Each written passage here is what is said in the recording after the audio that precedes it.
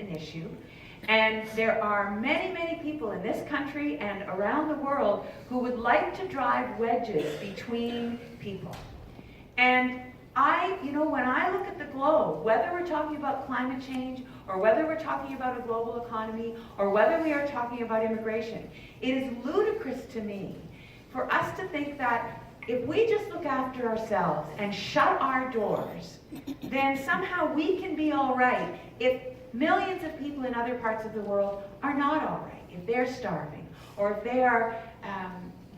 they do not have employment or enough to feed their children.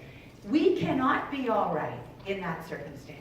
And so it's our responsibility as global citizens to find a way to push back against that. Somebody told me last night never to use the word xenophobia because people don't know what it means, but I think you know what xenophobia means. Yes. That fear of the foreign, that fear of other. We cannot buy into that, and yet I hear that. I hear it in the very provincial legislature that I'm sitting in now. On the other side of the floor from the government, I hear that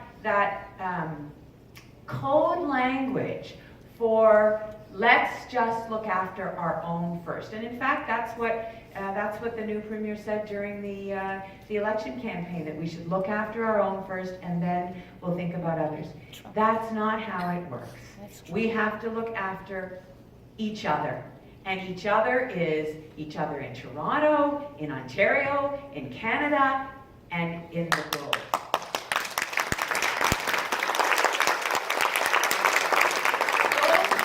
Those people who are fleeing Uruguay, who are trying to find a better life in going through Mexico into the United States, they are our sisters and brothers. And if we don't believe that, then we are missing a very, very important point about this world that we live in.